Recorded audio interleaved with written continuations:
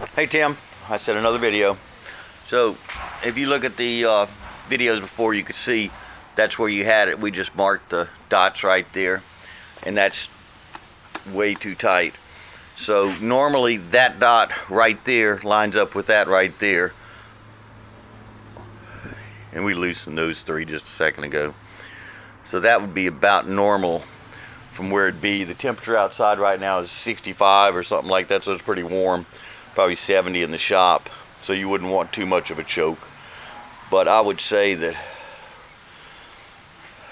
right about there is where you'd want it, where it's not just slammed shut. So as soon as it warms up just a smidge, it'll then open all the way up and won't just be choking the engine completely out.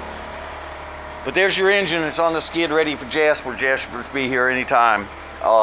We took a bore scope and went inside the cylinders where the spark plugs holes are and looked inside, and Steve said two of them were full of rust. Two of them were not too great, so and there's some rust right there, which that's the intake going, but there's no cracks in the valley. There's no cracks on the outside. The freeze plugs haven't been pushed out, and the freeze plugs haven't been pushed out.